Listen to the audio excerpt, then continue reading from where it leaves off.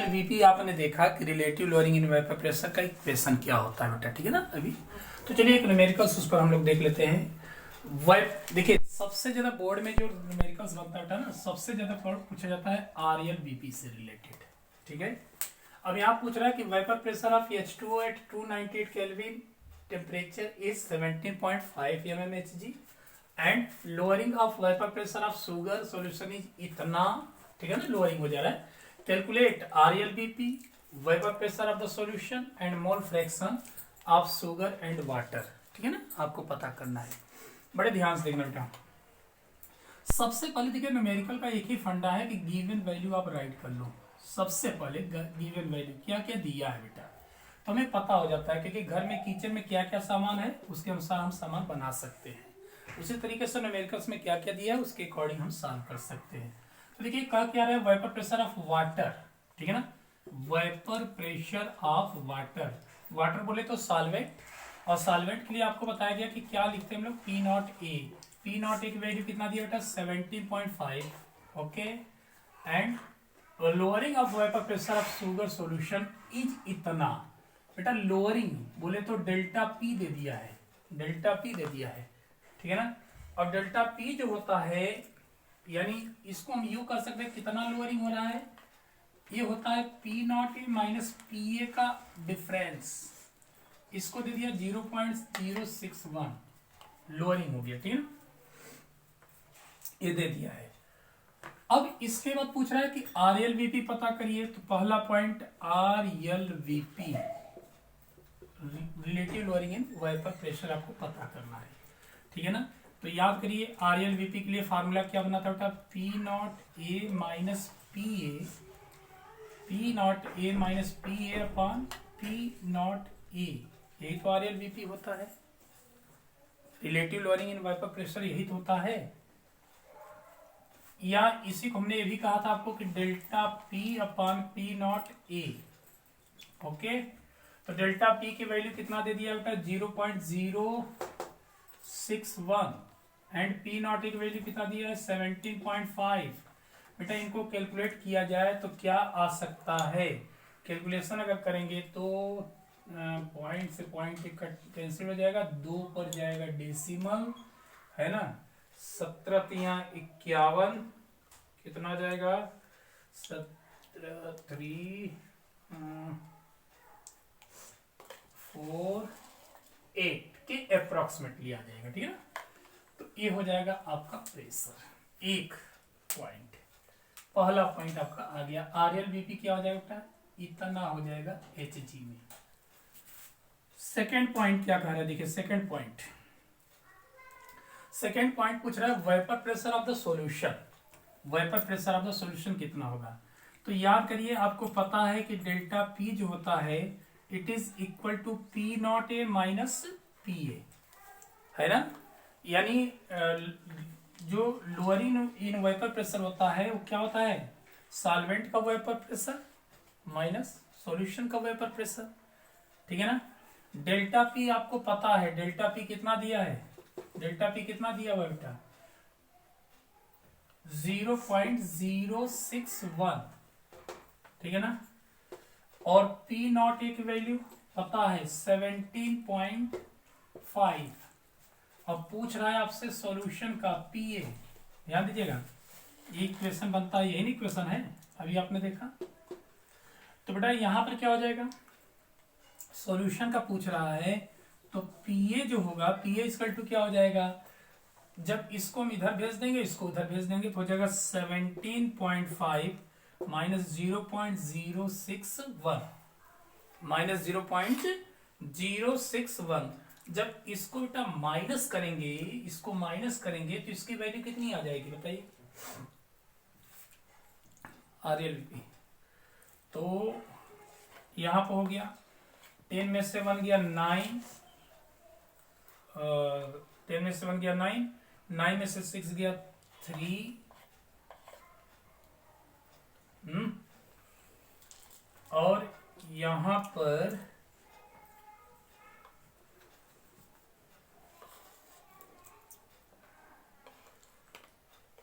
9, 10 में से 1 गया 9, 4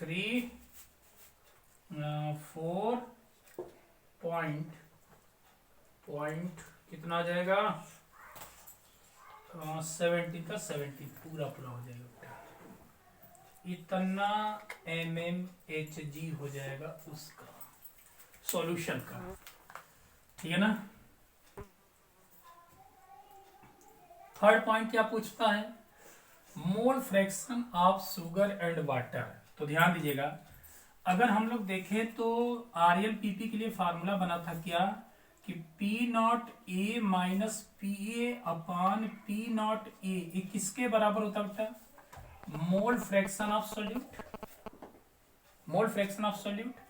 पूछ किसका रहा है, शुगर, सॉल्यूट के फॉर्म में कौन है, शुगर ही तो है।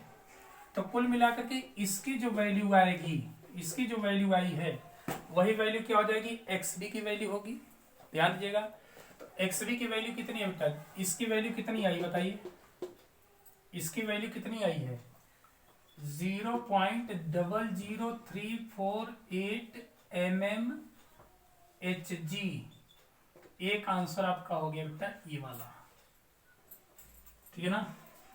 और इसी के साथ ही साथ इसका पूछ रहा है, वाटर का भी पूछ रहा है। तो आपको याद होगा मैंने बताया था बेटा कि जो XA है सॉल्वेंट का मोल फ्रैक्शन प्लस सोल्यूट का जो मोल फ्रैक्शन होता है, इनका सम कितना होता है, 1 होता है, ठीक है ना। ध्यान दीजिएगा, XA सॉल्वेंट बता रहा है, वही सोल्यूट को बता रहा है, ठीक है ना। तो यहाँ पर XA यानी इसको हम यूं कह सकते हैं कि काई H2O वाटर सॉल्वेंट है, ठीक है ना। तो हो जाएगा 1 माइनस काई बी मतलब शुगर, शुगर का मोल फ्रैक्शन माइनस कर दीजिए। तो शुगर का कितना है बेटा, 1 माइनस 0.00348। तो यहाँ पर 2, 9 में से 4 गया 5, 9 में से 3 गया 6, 9 में से 9, 9, इतना mmHg हो जाएगा उसका प्रेशर, ठीक है ना। अब ध्यान दीजिएगा, कैलकुलेशन कर लीजिएगा, हो सकता है पॉइंट में अगर कहीं डिफरेंस होगा तो उसको कैलकुलेट कर लीजिएगा, ठीक है ना। अब देखो एक चीज बता दें कि जब मोल फ्रैक्शन हमें पता हो गया तो हम मास भी पता कर सकते हैं, मास भी पता कर सकते हैं। क्यों, क्योंकि मोल फ्रैक्शन के लिए फार्मूला, मोल के लिए क्या फार्मूला होता है, number of moles of the solute upon mole of solute plus solvent. और मोल के लिए मैंने फार्मूला बताया था आपको कि मोल के लिए फार्मूला होता है मास बाई मोलर मास, तो उससे हम पता कर सकते हैं। तो स्क्रीनशॉट लें फिर आगे। तो बेटा सेकेंड कोलिगेटिव प्रॉपर्टीज हम लोग देखेंगे, elevation in boiling point EBP। ध्यान दीजिएगा, सबसे पहले यहाँ पर जानना है एलिवेशन यानी इसको कहते हैं बेटा क्वथनांक में उन्नयन, हिंदी में शब्द बोलता है क्वथनांक में उन्नयन। एलिवेशन मतलब क्या होना, बढ़ जाना बेटा, बढ़ जाना। अच्छा एक सिंपल सी बात है, पहले हम बॉइलिंग पॉइंट की अगर हम बात करें तो बॉइलिंग पॉइंट होता क्या है, ध्यान दीजिएगा। बॉइलिंग पॉइंट को हम डिफाइन कर सकते हो बेटा कि the temperature at which vapour pressure of any liquids becomes equal to their atmospheric pressure. यानी यहां पर अगर देखा जाए तो जो vapour pressure of any liquid होता है, ऑफ लिक्विड जो होगा वो किसके इक्वल हो जाएगा, उसके एटमॉस्फेरिक प्रेशर के बराबर हो जाता है। यानी किसी भी लिक्विड का वाइपर प्रेशर जो होगा, जैसे मान लीजिए यहाँ पर हमने कोई लिक्विड लिया, ध्यान दीजिएगा, ठीक है ना। यहाँ पर हमने क्या किया, कोई लिक्विड ले लिया बेटा, लिक्विड ले लिया। तो यहां पर आपने लिक्विड ले लिया, लिक्विड क्या किया बेटा, अब ये वाइपर प्रेशर बनाएगा, ठीक है ना, चूंकि लिक्विड है तो वाइपर बनाएगा। जब इसका वेपर का जो प्रेशर है उसके एटमॉस्फेरिक प्रेशर के बराबर हो जाएगा तभी वो बॉइल करता है, ठीक है ना। अब यहां पर एक बात मुझे जानना है कि यहां पर सपोज करो बेटा प्योर लिक्विड है, RLBP में भी पढ़े हैं आप, प्योर लिक्विड है। अब प्योर लिक्विड है तो एक साथ अगर हम इसको हीट करेंगे तो एक साथ वेपर का फॉर्मेशन करेगा, ठीक है ना। सपोज करो कि इसका जो बॉइलिंग पॉइंट है, उसको हमने क्या कर दिया बेटा,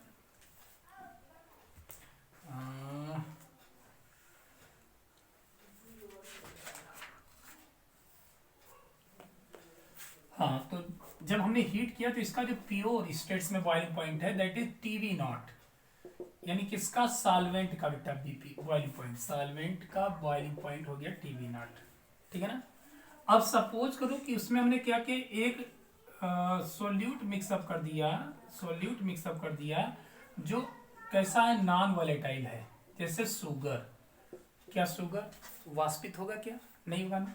तो अब ध्यान दीजिएगा, यहाँ पर जब आप शुगर डिजॉल्व करेंगे बेटा तो यहाँ पर कुछ पार्टिकल्स मॉलिक्यूल्स उसके भी आ जाएंगे नॉन वॉलेटाइल के, तो ये तो वेपर बनाएंगे नहीं, वेपर अब 3 ही का बनेगा, तो 3 ही का बनेगा तो और ज्यादा प्रेशर एक्सर्ट करने पड़ेंगे, यानी टेम्परेचर ज्यादा लेगा। ये यूं अगर हम कहें कि प्योर वाटर जब था तो उसका बॉइलिंग पॉइंट तो कम था, लेकिन जब हमने शुगर डिजॉल्व कर दिया तो सॉलिड के मिल जाने की वजह से क्या होगा, बॉइलिंग पॉइंट उसका एलिवेट कर जाएगा, बढ़ जाएगा, ठीक है ना। तो मान लीजिए उसका बॉइलिंग पॉइंट टीबी हो गया बेटा, ये सॉल्यूशन का बीपी हो गया। अब पूछा जाए कि कितना एलिवेट किया, कितना बढ़ा बॉइलिंग पॉइंट, कितना बॉइलिंग पॉइंट बढ़ा, तो ध्यान दीजिएगा डेल्टा टीबी कितना हो जाएगा, TB naught minus TB, sorry किसका अधिक होगा, सॉल्यूशन का ज्यादा बॉइलिंग पॉइंट होगा ना, तो टीबी माइनस टीबी नॉट। बस समझ में आ रही ना, यानी एलिवेशन इन बॉइलिंग पॉइंट कितना हुआ, कैसे हम पता करेंगे, तो यहां पर boiling point of solution minus solvent. तो अब ध्यान दीजिएगा, यहां पर अगर मैं पूछूं कि एलिवेशन इन बॉइलिंग पॉइंट कितना होगा, तो एलिवेशन इन बॉइलिंग पॉइंट आप कह सकते हैं कि it is the difference between boiling point of pure, boiling point of solution and boiling point of the pure solvent, ठीक है ना। टीबी सॉल्यूशन के लिए यूज किया गया है, प्योर सॉल्वेंट के लिए।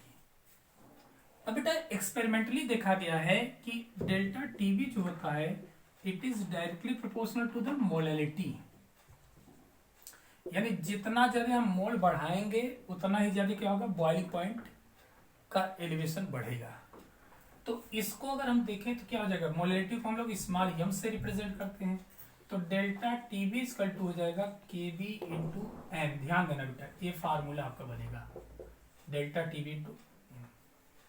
अच्छा मोलैलिटी की जगह पर अगर आप चाहें तो क्या लिख सकते हैं, मोलैलिटी क्या होती है, तो हो जाएगा मोलैलिटी होती है बेटा मास ऑफ सॉल्यूट, तो केबी तो रहेगा ही, साथ ही साथ mass of solute upon molar mass of solute and mass of solvent, A for solvent B for solute, ठीक है। Mass of solvent in KG, तो केजी में जब बदलेंगे तो एक ग्राम से क्या होगा, केजी में जब कन्वर्ट करेंगे तो इंटू 1000 हो जाएगा।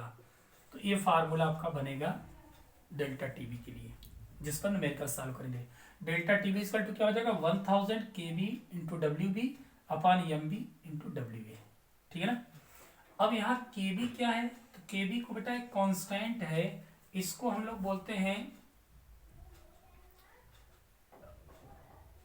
एबुलियोस्कोपिक कांस्टेंट भी बोलते हैं इसको, ebullioscopic constant,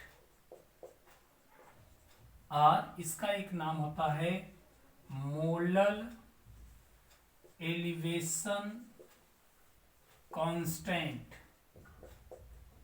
molar elevation constant KB की, ठीक है ना। तो इन दोनों में से कोई भी आप कह सकते हैं, मोलर एलिवेशन कांस्टेंट और एबुलियोस्कोपिक कांस्टेंट। एबुलियोस्कोपिक कांस्टेंट होता है, ठीक है ना।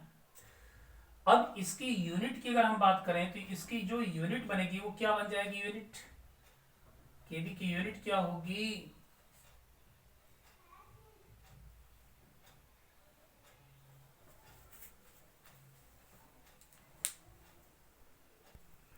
तो इसकी यूनिट क्या हो जाएगी, केल्विन मोलर इनवर्स, या इसको कह सकते हैं केल्विन केजी मोल इनवर्स, बेटा इसकी यूनिट हो जाएगी, ठीक है ना, इसकी यूनिट। तो स्क्रीनशॉट ले, फिर हम लोग आगे देखते हैं उसको न्यूमेरिकल से काटो। तो चलिए अभी आपने देखा कि एलिवेशन इन बॉइलिंग पॉइंट, तो इनसे रिलेटेड हम लोग एक न्यूमेरिकल्स देखते हैं। देखिए ध्यान दीजिएगा, कभी कभी करता क्या है, वहां पर जो एबुलियोस्कोपिक कांस्टेंट है इसको डिफाइन करने के लिए कह देता है, तो देखिए अभी आपने देखा डेल्टा टीवी किसके बराबर था, केवी इंटू मोलैलिटी। यानी जब हम मोलैलिटी को 1 कर दे, मोलैलिटी 1 कर दे बेटा, है ना, तो ये जो डेल्टा टीवी होगा वही क्या कहलाएगा, केवी कहलाता है। ध्यान दीजिएगा, इसको भी डिफाइन करने के लिए कभी कभी कर देता है।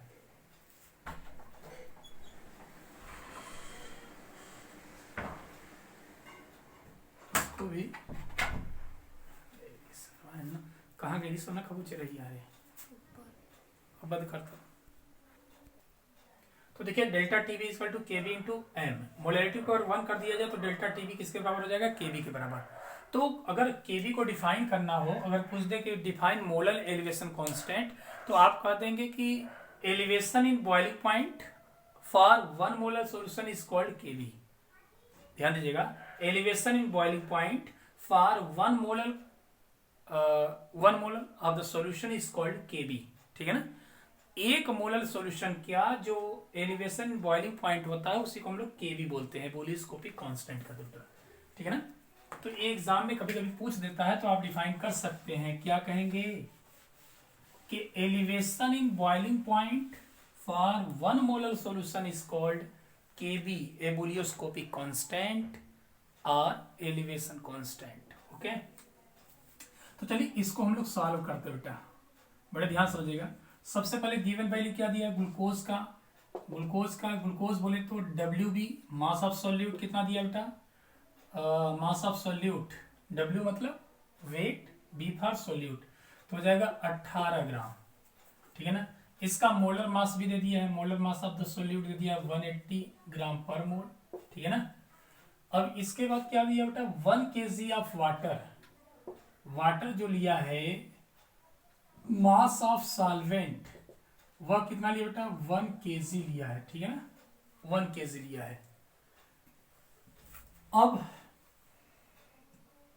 टेम्परेचर, किस टेम्परेचर पर सॉल्यूशन बॉईल किया जाएगा। ठीक है ना, किस टेम्परेचर पर सॉल्यूशन को बॉईल किया जाएगा, यानी आपसे पूछ रहा बेटा solution, boiling point of solution पूछा जा रहा है आपसे, ध्यान दीजिएगा, टीवी पूछ रहा है। ठीक है ना, ये आपसे पूछा जा रहा है। यहां पर वाटर के लिए जो मोलर एलिवेशन कांस्टेंट है दैट इज 0.52 केल्विन केजी पर मोल, ये दिया हुआ है। साथ ही साथ एक चीज ध्यान दीजिएगा, बॉइलिंग पॉइंट ऑफ वाटर आपको पता होना चाहिए, boiling point of water, BP of water, water मतलब सॉल्वेंट, तो सॉल्वेंट का boiling point delta TV not से हम लोग रिप्रेजेंट करते हैं, टीवी नॉट से, सॉरी। तो ये 100 डिग्री सेल्सियस या केल्विन में बदलेंगे तो कितना हो जाएगा, 273.15 प्लस 100 तो हो जाएगा 373.15 केल्विन वाटर का टेम्परेचर हो जाएगा। अब चलिए फार्मूला हम लगाते हैं बेटा, आपको पता है डेल्टा टीवी इक्वल टू होता है formula 1000 KB into WB upon MB into WA, तो यही फार्मूला होता है। ठीक है ना, यहां पर अगर देखा जाए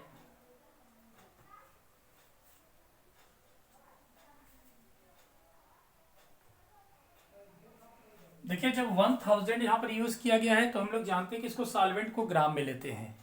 अगर केजी में लिया है तो आप या तो 1000 मत यूज करिए, या मास ऑफ सॉल्वेंट को बेटा क्या करेंगे, ग्राम में बदल दीजिए, 1000 ग्राम में कन्वर्ट कर दीजिए। ठीक है ना, तो बेटा यहां पर क्या हो जाएगा, 1000 इंटू केवी की वैल्यू आपको दी है 0.52 एंड मास ऑफ सॉल्यूट कितना दिया है बेटा 18 ग्राम, और मोलर मास ऑफ सॉल्यूट कितना दिया है 180, और मास ऑफ सॉल्वेंट कितना दिया है 1000 ग्राम।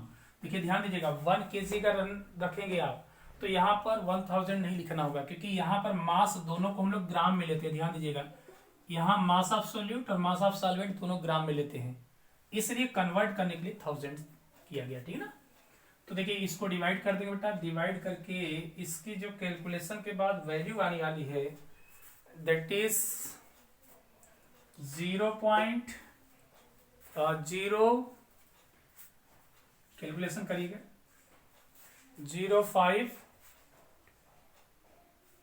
0.05 केल्विन। कैलकुलेट कर लीजिएगा, तो इसका कैलकुलेशन कितना आ जाएगा, जब कैलकुलेट करेंगे तो 0.052 केल्विन आ जाएगा, ठीक है ना। ये हो गया हमारा डेल्टा टीवी की वैल्यू। अब पूछ क्या रहा है, पूछ रहा है कि सॉल्यूशन का कितना होगा। देखिए पहला पॉइंट, ये तो पहला पॉइंट आपका पता हो गया। दूसरा पूछ रहा है बेटा कि at what temperature will this solution boil, ठीक है ना। तो यानी बॉइलिंग पॉइंट ऑफ सॉल्यूशन, जिसको हम लोग क्या बोलते हैं बेटा, टीबी बोलते हैं। तो याद करिए, आपने भी तुरंत लिखा था डेल्टा टीबी इक्वल टू होता है टीबी माइनस टीबी नॉट। ये सॉल्वेंट का होता है, सॉल्यूशन का बॉइलिंग पॉइंट, ठीक है ना। तो जब हम टीबी की बात करेंगे तो टीबी क्या हो जाएगा, ये प्लस हो जाएगा। तो ध्यान दीजिएगा, TB naught plus delta TB. बेटा जब दोनों को ऐड करेंगे तो टीबी नॉट की वैल्यू कितनी दी गई है, टीबी नॉट प्योर वाटर का, तो प्योर वाटर का बॉइलिंग पॉइंट कहीं हम लोग लिखे हैं यहाँ, क्या देखिए, ठीक है ना। टीबी नॉट प्योर वाटर का कितना होता है 373.15 प्लस डेल्टा टीबी की वैल्यू कितनी आई 0.052। बेटा ऐड कर दो, ऐड करोगे तो ऐड करने पर आपकी वैल्यू आ जाएगी 373 पॉइंट, ऐसे देख लो बेटा, 2 है ना, 5 5 10 0 1 1 2 होगा 2 5 5 10 1 1 2, ठीक है, लगभग यही केल्विन टेम्परेचर हो जाएगा, ठीक है। तो इसको सॉल्व कर लीजिए, फिर हम लोग आगे बढ़ते हैं। देखिए नेक्स्ट थर्ड पॉइंट है बेटा कोलिगेटिव प्रॉपर्टी, जिसको बोलते हैं डीएफपी यानी डिप्रेशन इन फ्रीजिंग पॉइंट्स, है ना। हिमांक का औनवन, औनवन मीन्स डिप्रेशन मीन्स होता है कम हो जाना। अब देखिए होता क्या है कि जैसे आपको बताया था कि जब आप सॉल्वेंट को लेकर के उसमें किसी नॉन वॉलेटाइल सॉल्यूट को डिजॉल्व करेंगे, सॉल्वेंट कैसा है बेटा, वॉलेटाइल है, वॉलेटाइल वाष्पशील है, जबकि उसमें हमने क्या किया बेटा, शुगर डिजॉल्व कर दिया। ध्यान दीजिएगा शुगर, तो ये क्या है, नॉन वॉलेटाइल है। तो नॉन वॉलेटाइल के प्रभाव से बॉइलिंग पॉइंट तो बढ़ जाता था, लेकिन फ्रीजिंग पॉइंट का क्या होगा, ठीक उल्टा प्रभाव होता है, फ्रीजिंग पॉइंट्स घट जाता है, ठीक है ना। तो अगर हम यूं कह दें कि प्योर जो वाटर था, सॉल्वेंट था, उसका फ्रीजिंग पॉइंट टीएफ नॉट रहा होगा, है ना, और सॉल्यूशन का क्या रहा होगा, टीएफ रहा होगा सॉल्यूशन का, तो इन्हीं दोनों का जो डिफरेंस होता है उसी को हम लोग बोलते हैं डेल्टा टीएफ, यानी depression in freezing point, DFP. क्या हो जाएगा, ये होगा बेटा freezing point of pure solvent, और ये क्या होगा, freezing point of pure solution, ठीक है ना। तो कुल मिलाकर के अगर हम डीएफपी को डिफाइन करना चाहें तो कर सकते हैं, it is the difference between freezing point of pure solvent and freezing point of the solution, ठीक है ना। यानी सॉल्वेंट और सॉल्यूशन के फ्रीजिंग पॉइंट का जो डिफरेंस होता है that is called depression in freezing point, ठीक है ना। अब बेटा यहां पर आपको बता दें कि यहां भी कहानी कुछ वैसी ही चल रही है।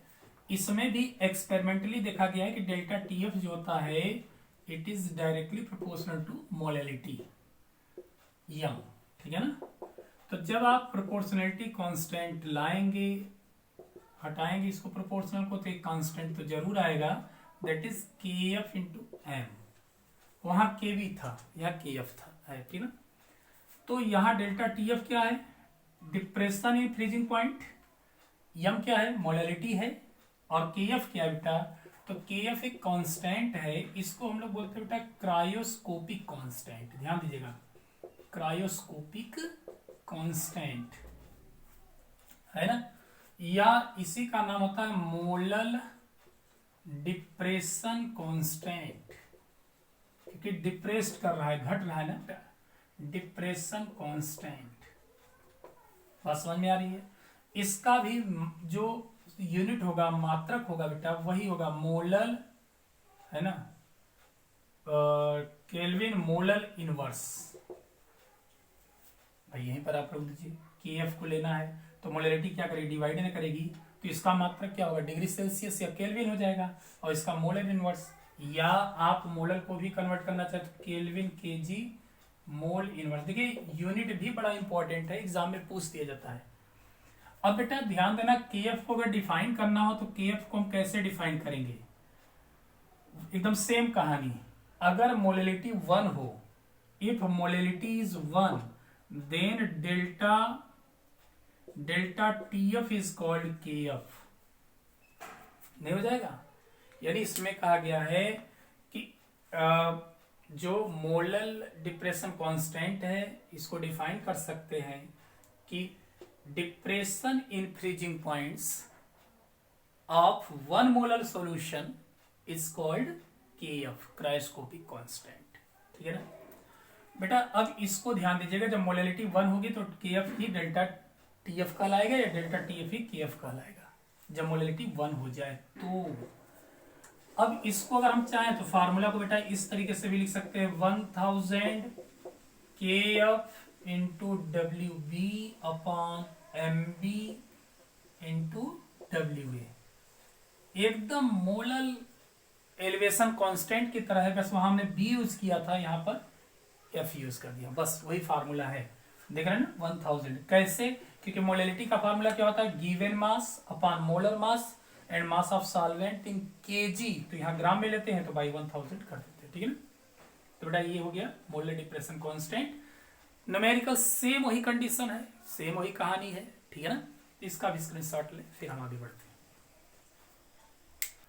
तो बेटा अभी हम लोगों ने देखा कि डिप्रेशन इन फ्रीजिंग पॉइंट्स। ठीक है ना, देखिए जब भी आपको बता दें कि सॉल्यूट को, किसी भी सॉल्यूट को जब मिलाते हैं, सॉलिड सॉल्यूट को, ठीक है ना, नॉन वोलेटाइल सॉल्यूट को, तो हमेशा फ्रीजिंग पॉइंट घट जाता है।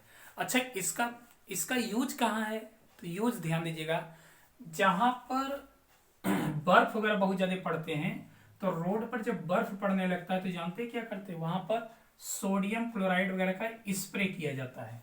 ध्यान दीजिएगा, क्यों सोडियम क्लोराइड का स्प्रे करते हैं, क्योंकि जब सोडियम क्लोराइड का स्प्रे करेंगे तो आइस के साथ वो मिल जाएगा, और मिल करके उसके जो फ्रीजिंग पॉइंट है, उसको फ्रीजिंग पॉइंट को घटाता है बेटा। ध्यान देना, फ्रीजिंग पॉइंट को क्या करता है, घटा देगा, जिससे आइस जो 0 डिग्री सेल्सियस पर आइस में कन्वर्ट हो रहा था, वो पता चला कि 0 के बजाय वो -5-6 डिग्री सेल्सियस पहुंच जाएगा। तो अब टेम्परेचर सपोज करो कि 0 डिग्री सेल्सियस है या -1 डिग्री सेल्सियस है, तो क्या वहां पर वाटर आइस में कन्वर्ट होगा, क्या नहीं होगा। क्यों, क्योंकि वो आइस में कब कन्वर्ट होगा, -5, 10 या -6, -10 तक पहुंच जाएगा।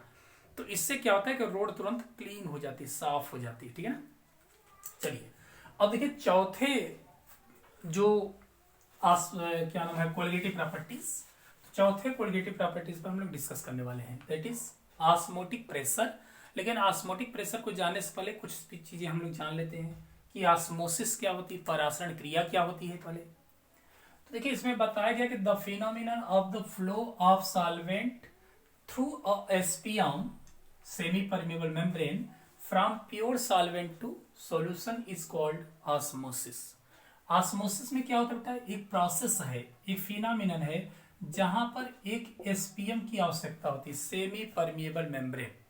ध्यान दीजिएगा, एसपीएम, इसके थ्रू क्या होता है कि जो प्योर सॉल्वेंट है, प्योर सॉल्वेंट जो है वो सॉल्यूशन की तरफ मूव करता है। किसकी तरफ मूव करता है, सॉल्यूशन की तरफ मूव करता है। क्यों सॉल्यूशन की तरफ मूव करता है, क्योंकि इसका कंसंट्रेशन बहुत हाई है, इसका कंसंट्रेशन कम होता है। अच्छा, एसपीएम की विशेषता भी होती है कि इसकी इतनी टाइनी पोर्स होती है, बहुत महीन पोर्स होता है कि सिर्फ सॉल्वेंट के बारीक पार्टिकल्स ही जा पाएंगे। ठीक है ना, सॉल्यूट के नहीं आ सकते। तो कुल मिलाकर बेटा सॉल्वेंट यानी एसपीएम, जो इसको हिंदी में बोलते हैं हम लोग अर्ध पारगम्य झिल्ली, के द्वारा सॉल्वेंट के पार्टिकल का कंसंट्रेटेड सॉल्यूशन की तरफ जो फ्लो होता है बेटा, इसी को हम ऑस्मोसिस कहते हैं। अब बात आती कि एसपीएम क्या होगी, सेमी परमेबल मेम्ब्रेन। तो इसके लिए कहा जाता है कि such membrane which can allow only solvent particles, that is called SPM. SPM एक ऐसी मेम्ब्रेन होती है जो केवल सॉल्वेंट के पार्टिकल्स को अलाउ करती है। ठीक है ना, उसी को हम लोग बोलते हैं एसपीएम। सबसे बेस्ट सिंथेटिक एसपीएम जो होती है, सबसे बेस्ट जो सिंथेटिक एसपीएम होती है that is copper ferrocyanide, Cu2Fe(CN6), copper ferrocyanide, जिसको बेटा बनाया था ट्रॉब ने। किसने दिया था? ट्रॉब ने इसका सिंथेसिस किया था।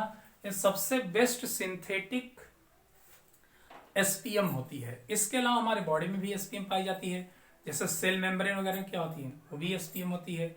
सेलुलोज नाइट्रेट वगैरह जो होती है, सेलुलोज एसीटेट जो होती है, दैट इज आल्सो एसपीएम, ठीक है ना, वो सभी क्या होती है? एसपीएम होती है। तो कुल मिलाकर के ऑस्मोसिस एंड ऑस्मोसिस के प्रोसेस को हम लोग देखेंगे। फिर इसी पर हम स्टार्ट करें बेटा नेक्स्ट ऑस्मोटिक प्रेशर, ठीक है ना। तो इसका स्क्रीनशॉट ले लो, फिर ऑस्मोटिक प्रेशर को देखते हैं। तो देखिए ऑस्मोसिस की हमने बात किया बेटा कि सॉल्वेंट के पार्टिकल को फ्लो करना। देखिए दो तरह के ऑस्मोसिस प्रोसेस होते हैं, एंडोऑस्मोसिस एंड एक्सोऑस्मोसिस। एंडोऑस्मोसिस में क्या होता है बेटा, जब अंदर की तरफ सॉल्वेंट के पार्टिकल्स फ्लो कर रहे हो तो उसको कहते हैं एंडोस्मोसिस। एंडोस्मोसिस नाम से पता चल रहा है कि अंदर की तरफ सॉल्वेंट के पार्टिकल्स जो हैं वो मूव कर रहे हैं। इसका एग्जांपल अगर देखा जाए तो सपोज करो आप रेजिन, किशमिश ले लीजिए, उसके अंदर वाटर फ्लो करता है। इसी तरीके से मैजिक बाल, तो मैजिक बाल को ले लिया जाए तो मैजिक बाल को पानी में रखने पर क्या होगा, वो फूल जाता है। तो एंडोऑस्मोसिस का एग्जांपल है। लेकिन इसके अपोजिट एक्सोऑस्मोसिस में क्या होगा, जैसे आपने ग्रेप ले लिया बेटा, ध्यान दीजिए, ग्रेप ले लिया और ग्रेप को चीनी या नमक के कंसंट्रेटेड सॉल्यूशन में रख देंगे तो ग्रेप के पार्टिकल्स क्या करेंगे, उसमें सॉल्वेंट बाहर की तरफ आता है। इसको हम लोग बोलते हैं एक्सोऑस्मोसिस। क्या बोलते हैं? एक्सोऑस्मोसिस। यानी जब सॉल्वेंट के पार्टिकल्स बाहर की तरफ जाएंगे तो उसको कहते हैं एक्सोऑस्मोसिस, यानी बहिर्परासरण। और जब अंदर की तरफ आएंगे तो इसको कहते हैं अंतःपरासरण, हिंदी में शब्द होता है ना, एंडोऑस्मोसिस। अब इसी सीक्वेंस में हम लोग देखेंगे बेटा नेक्स्ट पॉइंट, परासरण दाब, ऑस्मोटिक प्रेशर, जो फोर्थ कोलिगेटिव प्रॉपर्टीज बेटा, ध्यान दीजिएगा, चौथी कोलिगेटिव प्रॉपर्टीज। इसमें क्या कहा गया कि the excess pressure which must be applied to a solution side to stop the prevent the passage of solvent into it through SPM is called osmotic pressure। यानी बेटा इसमें क्या कहा जाता है कि ऑस्मोसिस प्रोसेस को रोकने के लिए सॉल्यूशन साइड में जो एक्स्ट्रा प्रेशर अप्लाई करते हैं उसी को हम लोग कहते हैं ऑस्मोटिक प्रेशर। देखिए मजे की बात आपको बता दें कि यहाँ पर एक एसपीएम मान लीजिए लगा हुआ है, ठीक है ना। अब एसपीएम के थ्रू यहाँ सॉल्वेंट है, इधर सॉल्यूशन है, तो आपको पता है कि सॉल्वेंट टू सॉल्यूशन की तरफ क्या करते हैं, सॉल्वेंट के पार्टिकल्स मूव करेंगे। यानी इसका प्रेशर देखा जाए तो कुछ अधिक होता है, इसका प्रेशर कम होता है। तो हम करते क्या है, जब दोनों साइड के प्रेशर को बराबर कर देंगे तो ना तो इसके मॉलिक्यूल्स इधर जाएंगे ना ही इसके मॉलिक्यूल्स इधर आएंगे। तो बेटा यहाँ पर हम लोग प्रेशर अप्लाई करते हैं। क्या करते हैं? प्रेशर अप्लाई करते हैं। इतना प्रेशर अप्लाई करेंगे जब तक कि ये फ्लो करना बंद न कर दे, है ना। तो जिस प्रेशर पर सॉल्यूशन पर जब प्रेशर अप्लाई करेंगे तो जिस प्रेशर पर ये ऑस्मोसिस प्रोसेस बंद हो जाए बेटा उसे कहते हैं ऑस्मोटिक प्रेशर। यानी extra pressure which is applied on the solution side for prevent osmosis process is called osmotic pressure. परासरण क्रिया को रोकने के लिए सॉल्यूशन पर लगाए जाने वाला एक्स्ट्रा दाब ही कहलाता है परासरण दाब, ठीक है ना। तो यहां पर एक इक्वेशन आता है PV = NRT या NST लिख देते बेटा इसको, ठीक है ना। कहीं कहीं यहां पर प्रेशर, ऑस्मोटिक प्रेशर को पाई से भी रिप्रेजेंट करता है, तो पाई V = NST भी आपको मिल जाएगा। ये जानते हैं आइडियल गैस इक्वेशन से लिया गया है, ठीक है ना। अब यहां पर एक मजे की बात आपको बता दो बेटा कि अगर मोल्स न दिया हुआ हो तो आप क्या कर सकते हैं, या P = N/V(ST) अगर लिखा जाए तो N/V को क्या बोलते हैं हम लोग, बोलिए, molarity, number of moles volume in litre. तो मोलैरिटी भी कहलाती है, तो इसको हम लोग बोल देते हैं मोलैरिटी और कंसंट्रेशन CST। जहां सी क्या है, मोलर कॉन्सेंट्रेशन है, यस क्या है, तो यस है सॉल्यूशन कांस्टेंट यहां बोलते हैं, लेकिन इसकी वैल्यू क्या होती है, वही गैस कांस्टेंट की तरह ही होती है, 0.0821 litre atmospheric pressure, kelvin inverse and mole inverse हम लोग यूज करते हैं, ठीक है ना। ये होता है यशफा सॉल्यूशन कांस्टेंट, ओके। तो P इक्वल टू CST, इस इक्वेशन का भी हम लोग यूज कर सकते हैं। दूसरी बात ध्यान देना बेटा, आप अगर देखेंगे मोल न दिया हुआ हो, ठीक है ना, तो एक इक्वेशन यहाँ हो गया, दूसरा इक्वेशन इसका भी यूज कर सकते हैं। अगर मोल न दिया हुआ हो तो क्या कर सकते हैं, PV equal to, equation first को कैसे राइट कर सकते हैं, ध्यान दीजिएगा, PV इक्वल टू n की जगह पर क्या करेंगे, given mass of solute upon molar mass of solute into ST। यहां W भी क्या है, मास ऑफ सॉल्यूट, किसमें, ग्राम में, MB क्या है, molar mass of solute, molar mass of solute, okay. And P क्या है बेटा, प्रेशर, जिसको ऑस्मोटिक प्रेशर आप कहते हैं। V क्या है, वही पुरानी बात है, वॉल्यूम, है ना। And T is absolute temperature, ध्यान दीजिएगा, यानी केल्विन में ही होना चाहिए। एब्सोल्यूट टेम्परेचर आप यूज करेंगे, एब्सोल्यूट टेम्परेचर बोले तो 273.15 होता है, लेकिन 273 प्लस डिग्री सेल्सियस में ऐड कर दीजिए, ठीक है ना। तो ये जो है तमाम यहाँ पर यूनिट्स हैं, यूज कर सकते हैं। एक चीज और मजे की बात बता दूं आपको, ध्यान दीजिएगा कि जब कभी बीपी हाई होती है ना, तो डॉक्टर क्या करते हैं कि साल्ट की मात्रा लेने की एडवाइस देते हैं, है ना। साल्ट की कंसंट्रेशन बढ़ा, मतलब बीपी हाई होगी तो कंसंट्रेशन कम करने की बात करते हैं। क्यों, क्योंकि आप देखिए प्रेशर जो होता है कंसंट्रेशन के क्या होता है, डायरेक्टली प्रोपोर्शनल होता है ना। तो यानी जब हम कंसंट्रेशन, साल्ट के कंसंट्रेशन को बढ़ाएंगे तो बीपी बढ़ने के चांसेस हैं, और जब कंसंट्रेशन को कम करेंगे तो प्रेशर भी क्या होगा, डिक्रीज करेगा। इस चीज को ध्यान दीजिएगा। इसीलिए डॉक्टर क्या करते हैं कि जब बीपी हाई होती है तो एडवाइस करते हैं कि आप साल्ट का कम से कम यूज करिए, ताकि कंसंट्रेशन कम होगा तो प्रेशर कम हो जाएगा। लेकिन जब प्रेशर लो होता है तो वहां पर साल्ट लेने की बात करते हैं, ताकि कंसंट्रेशन बढ़ेगा तो प्रेशर भी बढ़ेगा, ठीक है ना। तो स्क्रीनशॉट ले, फिर हम आगे बढ़ते हैं। तो देखिए ऑस्मोटिक प्रेशर को आपने देखा, इसके साथ ही साथ एक रिवर्स ऑस्मोसिस की हम बात करें, आरओ क्या होता है बेटा, तो the process of movement of solvent through a SPM from the solution to the pure solvent by applying excess pressure on the solution side is called reverse osmosis. यानी बेटा देखिए इसमें होता क्या है कि अभी तक आपने सिंपल सी बात है, देखिए एसपीएम यहां हुआ करता था, क्या था, एसपीएम। तो सॉल्वेंट के पार्टिकल्स जो थे, इधर सॉल्वेंट है, इधर सॉल्वेंट, और इधर कौन है, सॉल्यूशन। तो हमेशा सॉल्वेंट क्या करता है, सॉल्यूशन की तरफ फ्लो करता था, है ना। अब जब हम प्रेशर इस पर अप्लाई करेंगे, ध्यान दीजिएगा, प्रेशर अप्लाई करेंगे तो प्रेशर देने पर ये जो सॉल्यूशन है, एक कंडीशन आई थी कि प्रेशर एक्सर्ट करने पर ये जो ऑस्मोसिस प्रोसेस थी रुक गई थी, उसी को हम लोग क्या कहते हैं, ऑस्मोटिक प्रेशर। यानी ऑस्मोसिस प्रोसेस को रोकने के लिए जो प्रेशर अप्लाई किया गया था सॉल्यूशन साइड। तो एक कंडीशन है बेटा, जब हमने प्रेशर अप्लाई किया तो ये सॉल्वेंट के पार्टिकल सब फ्लो नहीं कर रहे हैं इधर ना। लेकिन अब सोचो कि अगर मान लीजिए जिस प्रेशर पर ऑस्मोसिस प्रोसेस रुक गया, that is called osmotic pressure. अब ऑस्मोटिक प्रेशर से भी ज्यादा अगर सॉल्यूशन साइड में प्रेशर अप्लाई किया जाए तब क्या होगा, सोचिए। और इसको तो रोक ही दिया, अब उससे ज्यादा अगर प्रेशर हम अप्लाई करेंगे तो क्या होगा, तो उल्टा होना शुरू हो जाएगा। क्योंकि हमने बताया ना कि अभी तक प्रेशर इसका ज्यादा था, इसका कम था, तो क्या किया, अधिक प्रेशर से कम की तरफ चला। अब दोनों के बराबर हो गए तो ऑस्मोटिक प्रेशर हो गया। लेकिन अब प्रेशर जब हम एक्स्ट्रा देंगे तो इसके बाद इधर से मॉलिक्यूल्स जाना शुरू कर देंगे, ठीक उल्टा। यानी नाम ही बता रहा है रिवर्स ऑस्मोसिस, ऑस्मोसिस का उल्टा। तो अभी तक सॉल्वेंट टू सॉल्यूशन चलता था, अब क्या होगा, सॉल्यूशन टू सॉल्वेंट, है ना। यानी यू कह सकते हैं कि सॉल्वेंट पार्टिकल्स का मूवमेंट सॉल्यूशन टू सॉल्वेंट की तरफ जब होने लगे तो उसको हम कहेंगे रिवर्स ऑस्मोसिस। इनका यूज क्या है? तो आरओ घर में भी आप प्योरीफाई करते हैं वाटर को, उसकी हेल्प से। साल्ट को भी प्योरीफाई किया जाता है। करते क्या है कि जो मैराइन वाटर होता है वहां पर एसपीएम लगा करके सी वाटर को हम लोग लेते हैं और उसके ऊपर क्या करते हैं, प्रेशर, एक्स्ट्रा प्रेशर अप्लाई करेंगे।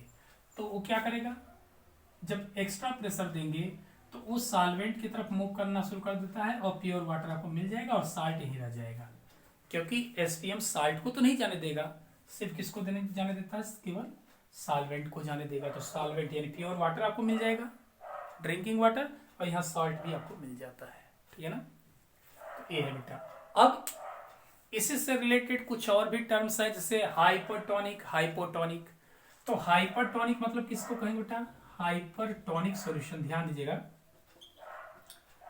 और हाइपोटोनिक सॉल्यूशन, यानी अगर दो सॉल्यूशन लिया जाए उसमें से जिसका ऑस्मोटिक प्रेशर ज्यादा होगा उसे हम हाइपरटोनिक कहेंगे, और जिसका ऑस्मोटिक प्रेशर कम होता है उसे हम क्या कहेंगे, हाइपोटोनिक, यानी इसका osmotic pressure greater than this. ठीक है ना। अगर बेटा इन दोनों के इक्वल हो जाए, सपोज करिए दोनों के बराबर हो जाए, दो सॉल्यूशन अगर लिए जाए और दोनों के ऑस्मोटिक प्रेशर इक्वल हो जाए तो उनको क्या कहते हैं, आइसोटोनिक सॉल्यूशन। क्या बोलते हैं, आइसोटोनिक सॉल्यूशन। और आइसोटोनिक सॉल्यूशन में सॉल्वेंट के पार्टिकल्स कहीं भी मूव नहीं करेंगे। ठीक है ना, तो इसको भी आप स्क्रीनशॉट लें, फिर हम लोग नेक्स्ट पॉइंट में देखते हैं। तो बेटा देखिए नेक्स्ट पॉइंट क्या है, एबनॉर्मल मोलर मास, असामान्य मोलर द्रव्यमान। देखिए एबनॉर्मल मतलब क्या होता है, नॉर्मल से चेंज हो जाना, असामान्य। ठीक है ना, तो इसमें क्या कहा गया कि द इंक्रीज और decrease in the value of molar mass of substance from there normal molar mass is called abnormal molar mass. यानी कहने का मतलब किसी भी सब्सटेंस का, किसी भी पदार्थ के मोलर मास का उसके जो नॉर्मल मोलर मास है, यानी जो उसके ओरिजिनल मोलर मास है, उससे बढ़ जाना या घट जाना एबनॉर्मल मोलर मास कहलाता है। अब बेटा विचार करो कि नॉर्मल और एबनॉर्मल दोनों जो है एक ही चीज है, मतलब एक दूसरे के एंटी है। नॉर्मल मतलब जो सामान्य उसका मोलर मास है, जैसे वाटर का मैं कहूं तो वाटर का कितना होगा, H2O 18 है ना, H2O का 18th, तो ये normal molar mass of water है। ठीक है ना, लेकिन अब इसके अलावा वाटर को अगर देखा जाए तो 18 के अलावा किसी और रूप में चेंज हो जाए, मान लीजिए सपोज करो कि 18 की जगह पर 20 हो जाए, 17 हो जाए, 16 हो जाए, तो उसको हम कहेंगे एबनॉर्मल। ठीक है ना। बेटा आपको बता दें कि वास्तव में कोई कोलिगेटिव प्रॉपर्टीज तो नहीं है, बट इसको हम जरूर ये कह सकते हैं कि ये जो होता है कोलिगेटिव प्रॉपर्टीज का इनवर्स होता है। It is inverse of colligative properties है ना। ये जो होता है इनवर्स होता है किसका, एबनॉर्मल मोलर मास जो होगा, abnormal molar mass colligative properties का उल्टा होता है। ध्यान दीजिएगा, अपोजिट सोचना है बेटा आपको। ठीक है ना। अब विचार करो बेटा यहां पर कैसे अपोजिट होगा। तो देखिए यहां पर तीन कंडीशन आते हैं। पहला अगर हम ले लें किसी नॉन इलेक्ट्रोलाइट्स के लिए, नॉन इलेक्ट्रोलाइट्स, ध्यान दीजिएगा, नॉन इलेक्ट्रोलाइट्स की अगर हम बात करें तो इनके लिए कहा गया कि नॉर्मल मोलर मास जो होगा, नॉर्मल मोलर मास जो होगा वो किसके बराबर होता है बेटा, एबनॉर्मल मोलर मास के। यानी कहने एबनॉर्मल मोलर मास, यानी दोनों में कोई अंतर नहीं होगा। अब बात आती है कि नॉर्मल एबनॉर्मल कैसे बराबर होंगे, तो ध्यान दीजिएगा, हमने ले लिया बेटा ग्लूकोज, यूरिया, सुक्रोज, जो भी नॉन इलेक्ट्रोलाइट्स हैं, इनको जब वाटर में डिजॉल्व करेंगे तो डिजॉल्व करने पर ये क्या करेंगे, सॉल्यूशन बना लेंगे। C6H12O6 का सॉल्यूशन तो बन गया बेटा, लेकिन आप सोचो कि इसका मोलर मास कितना था, 180 ग्राम पर मोल। मोलर मास कितना हो गया, 180 ग्राम पर मोल। लेकिन यहां पर जब सॉल्यूशन बन जाएगा तब भी इसका मास कितना होगा, 180 ग्राम पर मोल ही होगा। ठीक है ना, तो कोई चेंज हुआ क्या, कोई चेंजिंग नहीं हुआ। ठीक है ना। तो जितने भी नॉन इलेक्ट्रोलाइट्स होंगे, यूरिया हो गया, सुक्रोज हो गया, फ्रक्टोज हो गया, इन सबको वाटर में डिजॉल्व करेंगे तो जितना उसका मोलर मास है उतना ही रह जाएगा, नथिंग चेंजिंग। दूसरा बेटा क्या देखना हमें, ना इलेक्ट्रोलाइट्स, फॉर इलेक्ट्रोलाइट सॉल्यूशन या इलेक्ट्रोलाइट्स। अगर कोई इलेक्ट्रोलाइट्स है बेटा, यानी जिसका डिसोसिएशन हो रहा है, इलेक्ट्रोलाइट से तो टूटेगा आयन में, तो जब डिसोसिएशन होगा तो इसके लिए कहा गया है कि ऑलवेज बेटा उसका नॉर्मल मोलर मास जो होगा, नॉर्मल मोलर मास जो होगा, ये always greater than abnormal molar mass. Abnormal से हमेशा अधिक आएगा, जबकि कोलिगेटिव प्रॉपर्टी ये कहता था कि जितने इलेक्ट्रोलाइट्स होंगे वो ब्रेक करेंगे, और ब्रेक जब होंगे तो नंबर ऑफ मोल्स बढ़ेंगे तो कोलिगेटिव प्रॉपर्टीज बढ़ेगी। लेकिन यहाँ उल्टा हो रहा है बेटा, इसका नॉर्मल मोलर मास एबनॉर्मल से कम होता है। चलिए देखते हैं कि एग्जाम्पल में कैसे होता है। बहुत इंपॉर्टेंट पॉइंट है, ध्यान दीजिए बेटा, ठीक है ना। तमाम स्टूडेंट्स को प्रॉब्लम होती है इसमें। अब सोडियम क्लोराइड हमने वाटर में डिजॉल्व कर दिया बेटा, सोडियम आयन क्लोराइड आयन में टूट गया, इसमें ब्रेक हुआ sodium ion and chloride ion में। अब विचार करो कि सोडियम का कितना होता है 23 और क्लोरीन का कितना होता है 35.5। बेटा दोनों का सम करेंगे तो 58.5 ग्राम पर मोल हो गया। ये नॉर्मल है, क्या कहलाएगा ये, नॉर्मल, यानी जो पहले उसका ओरिजिनल है, नॉर्मल मोलर मास हो गया। बेटा यहां पर इसके एक मोल का कंपैरिजन इसके किसी एक मोल से करिए, तो अब सोडियम का कितना होगा 23.5 ग्राम पर मोल, और इसका कितना होगा बेटा, सॉरी 23 ग्राम इसका हो गया, 35.5 ग्राम इसका हो गया। अगर आप कंपैरिजन करिए, एक मोल ये भी है, एक मोल ये भी है, इसके एक मोल का कंपैरिजन इसके किसी एक मोल किससे करिए तो आपको कम दिखेगा। जैसे इसका एक मोल का है 58.5, लेकिन इसके 23 ग्राम, इसका कंपैरिजन इससे कर दे तो 35.5 ग्राम, यानी ये जो है एबनॉर्मल है, एबनॉर्मल। इसके एक मोल का किसी से भी कंपैरिजन करेंगे तो इसके एक मोल का मास कम आएगा, कम आएगा, ठीक है ना। तो ये चीजें क्या होती है बेटा, एबनॉर्मल। अब इसी हमें लग रहा है कि राइट कर लिए होंगे, ठीक है ना। तो यहां पर हम क्या करेंगे, तीसरा कंडीशन में लेता हूं बेटा, तीसरा कंडीशन में ले रहा हूं, बड़े ध्यान समझिएगा। तीसरा पॉइंट बेटा, कोई भी एसोसिएटेड मॉलिक्यूल्स आ जाए, तो एसोसिएटेड मॉलिक्यूल्स की अगर हम बात करें, ठीक है ना, तो इनके लिए कहा गया है कि इनका जो नॉर्मल मोलर मास है, नॉर्मल मोलर मास है वो always greater than abnormal molar mass, sorry normal is less than abnormal, इसका उल्टा हो जाएगा, इसका उल्टा हो जाएगा, मोलर मास। यानी जितने भी बेटा एसोसिएटेड मॉलिक्यूल्स हैं उनके लिए अगर मोलर मास की बात करें तो नॉर्मल वाला कम हो जाएगा, नॉर्मल अधिक आएगा। जबकि कोलिगेटिव प्रॉपर्टीज में याद करिएगा, एसिटिक एसिड मैंने बताया था, एसिटिक एसिड क्या था, एसोसिएटेड करता था, वहां पर कोलिगेटिव प्रॉपर्टीज डिक्रीज किया था, लेकिन ये क्या कर रहा है, बढ़ा दे रहा है, उल्टा चलता है। चलो एग्जाम्पल हम देखते हैं बेटा, एक एसिटिक एसिड, मान लीजिए आपने बेटा 2 मोल ले लिया, बड़े ध्यान समझना, 2 मोल लिया, हमने क्या किया, इसको बेंजीन में डिसॉल्व कर दिया। जब बेंजीन में डिसॉल्व कर दिया तो देखिए आपको बताया था कि इसके देखेंगे तो एक एसोसिएट कर जाता है, यानी 2 मोल कंबाइन हो जाएंगे। अब 2 मोल कंबाइन होकर के 1 मोल का फॉर्मेशन करेंगे, और यहाँ पे कितना मोल है, 2 मोल है, ठीक है ना, 2 मोल है, इसको भी इरेज कर देता हूं। अब बेटा यहाँ पर कितना हो जाएगा, देखिए स्क्रीनशॉट पीछे से आप ले सकते हैं, ठीक है ना।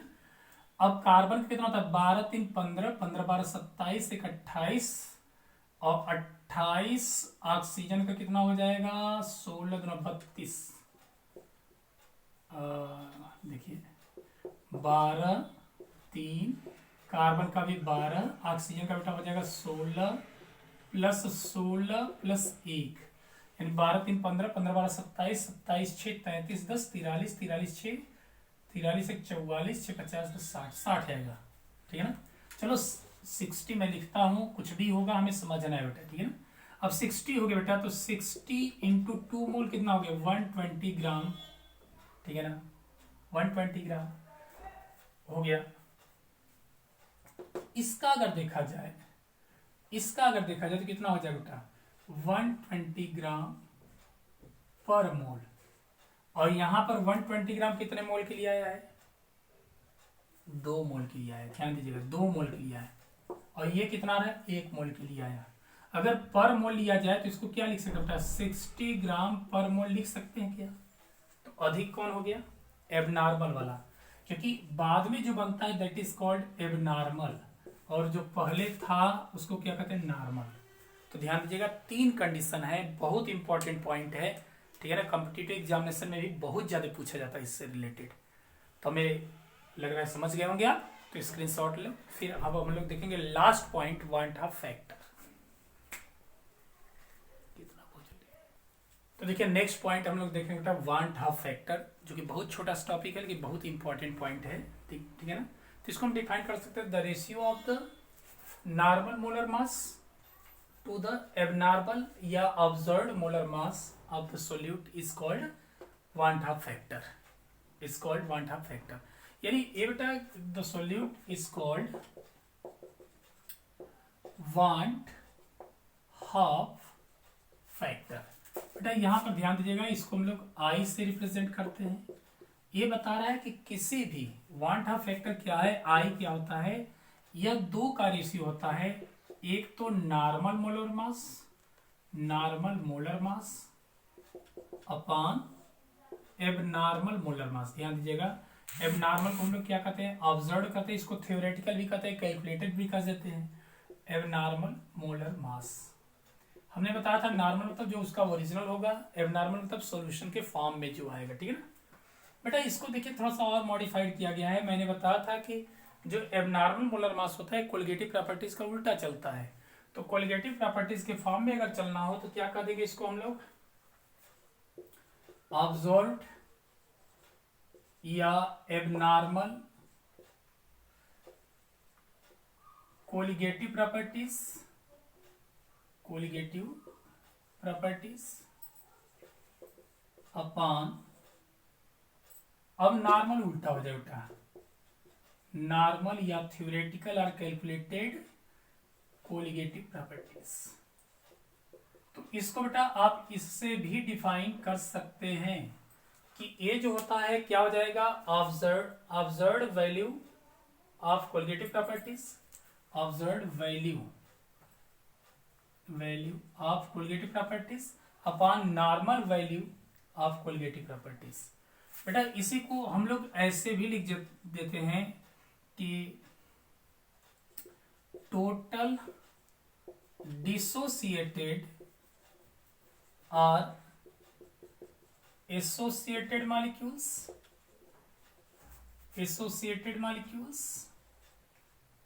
अपॉन बिफोर डिसोसिएटेड और एसोसिएटेड मॉलिक्यूल्स।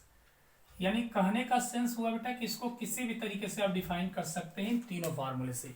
नॉर्मल एबनॉर्मल का मोलर मास का रेशियो होता है, या ऑब्जर्व्ड कोलिगेटिव प्रॉपर्टीज की जो वैल्यू होती है और नॉर्मल कोलिगेटिव प्रॉपर्टीज की जो वैल्यू होती है उनका रेशियो होता है, या टोटल डिसोसिएटेड और एसोसिएटेड मॉलिक्यूल्स और before dissociated and associated molecules का रेशियो होता है, ठीक है ना। तो ध्यान दीजिएगा, यहां पर अगर देखा जाए तो एक एग्जांपल देख लीजिए कुछ, या यहाँ पर कंडीशन देखिएगा, जितने भी बेटा नॉन इलेक्ट्रोलाइट्स होते हैं, ध्यान दीजिएगा, non electrolytes, for non electrolytes, इनके लिए आई की वैल्यू ऑलवेज 1 होगी। क्या होगी? 1। बहुत इंपॉर्टेंट पॉइंट है, ध्यान दीजिएगा। क्यों आई की वैल्यू 1 होगी? क्योंकि बेटा ध्यान दीजिए, C6H12O6 आपने क्या किया? ग्लूकोज को पानी में घोल दिया। पानी में घोलने पर क्या किया बेटा? वो C6H12O6, ठीक है ना, सॉल्यूशन बन गया। अब सोचिए कि क्या मोलर मास में चेंजिंग हुई बेटा? उसके कोई चेंजिंग नहीं किया। या मैं पूछूं कि 1 मोल था और फिर कितने मोल में कन्वर्ट हो गया? तो 1 मोल में ही कन्वर्ट हुआ। तो यहां पर आई की वैल्यू क्या हो जाएगी? 1/1, इट मीन्स 1 हो जाएगा, ठीक है ना, क्योंकि डिसोसिएटेड या एसोसिएटेड हुआ नहीं, 1 था, 1 ही रह गया। दूसरा पॉइंट ध्यान दीजिएगा, फॉर इलेक्ट्रोलाइट्स, इलेक्ट्रोलाइट्स बोले तो जो डिसोसिएट होते बेटा, अगर डिसोसिएट होने वाले मॉलिक्यूल्स आ जाएं तो उनके लिए आई की वैल्यू जो होगी it is always greater than 1, वो हमेशा वन हाफ फैक्टर की वैल्यू 1 से अधिक आएगी। अब कैसे कर सकते हैं, तो एक एग्जांपल लीजिए, सोडियम क्लोराइड। बेटा पानी में हमने डिजोल्व किया, ब्रेक कर गया sodium ion and chloride ion. ईमानदारी से बोलना कि इधर कितने मोल बने, टोटल कितने मोल बने, 2 मोल, और इधर कितने मोल है बेटा, 1 मोल। आपने जाना कि आई जो होता है टोटल डिसोसिएटेड बिफोर डिसोसिएटेड, ठीक है ना फॉर्मूला। तो बेटा कितना डिसोसिएटेड के बाद बना 2, और कितना पहले था 1, सो हो गया 2/1, यानी आई की वैल्यू कितनी है 2 मोर देन 1, 1 से अधिक आएगा, ठीक है ना। आई होप राइट कर लिए होंगे। तो इसके बाद हम इसी में देख लेते हैं तीसरा पॉइंट। तीसरा पॉइंट आपको ध्यान देना है, for associated molecules, associated molecules, तो जो भी एसोसिएटेड मॉलिक्यूल्स होंगे इनके लिए आई की वैल्यू क्या होगी, ऑलवेज लेस देन 1। ध्यान देना बेटा, लेस देन 1 होगा, ठीक है ना। क्यों लेस देन 1 होगा, क्योंकि सिंपल सी बात है, अगर हम CH3COOH को लेंगे, हमने तो लिया यहाँ 2 मोल, यहाँ 2 मोल, और यहाँ कितना बन गया बेटा, यहाँ पर बन गया कितने मोल, 1 मोल, ठीक है ना।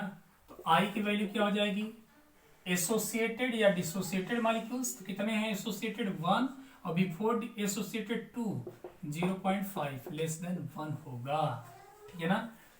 ठीक है, तो कुल मिलाकर के ये 3 कंडीशन है, बड़े ध्यान समझना बेटा। इनसे रिलेटेड क्वेश्चन बनता है कि नॉन इलेक्ट्रोलाइट्स के लिए आई की वैल्यू क्या होगी, ऑलवेज 1 के इक्वल होगी। इलेक्ट्रोलाइट्स के लिए क्या होगा, लेस, ये क्या होगा, आई की वैल्यू इज ग्रेटर देन 1, 1 से अधिक हमेशा आएगा। और एसोसिएटेड के लिए क्या होगा, ऑलवेज बेटा क्या होगा, ऑलवेज लेस देन 1, 1 से हमेशा कम आता है, ठीक है। तो इसका स्क्रीनशॉट लो, फिर देखते हैं, एक सेकंड। तो देखो ना, यहां पर क्या होगा, जितनी चारों कोलिगेटिव प्रॉपर्टीज है ना उसके लिए फार्मूला चेंज हो गया। आरएलवीपी के लिए देखिए एक नया फार्मूला वांट हाफ जी ने कर दिया। आरएलवीपी के लिए उन्होंने क्या कर दिया कि जो आरएलवीपी है यानी P not minus p A upon P nought ए जो होगा आई इंटू एक्स बी के बराबर होगा, यानी आई से मल्टीप्लाई आपको करना पड़ेगा।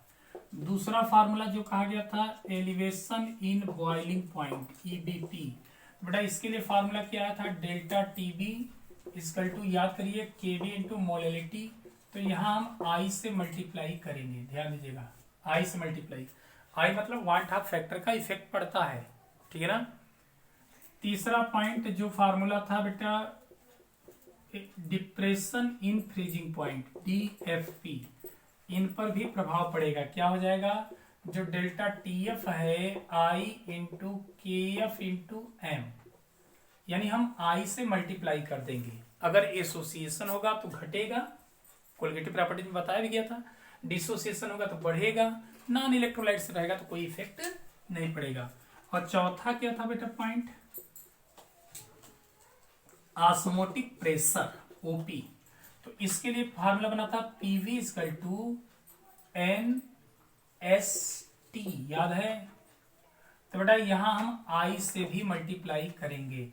I क्या है, वांट हाफ फैक्टर, यानी उन्होंने बताया कि I से मल्टीप्लाई करके वांट हाफ फैक्टर के फॉर्म में कन्वर्ट कर देंगे, क्योंकि उनके मॉलिक्यूल्स जो भी इसके पहले रूल्स दिए गए थे वो सिंगल मॉलिक्यूल्स मान करके चला गया था। लेकिन वांट हाफ जी ने क्या किया, करेक्शन किया कि हो सकता है मोल्स बढ़ते हैं घटते हैं, तो उसके अकॉर्डिंग हम मल्टीप्लाई करके पता कर लेंगे। अब देखिए यहां पर एक पॉइंट नोट करना हमें कि हम कैसे डिग्री ऑफ डिसोसिएशन कैसे पता करें बेटा। तो DOD डिग्री ऑफ डिसोसिएशन के लिए फार्मूला ध्यान दीजिएगा, अल्फा के लिए फार्मूला बनता है बेटा I-1 अपान N-1। यहाँ अल्फा क्या है, डिग्री ऑफ डिसोसिएशन है, आई क्या है, तो आई पहले से ही आप जानते हैं वांट हाफ फैक्टर। कैसे पता करते हैं, मैंने तरीका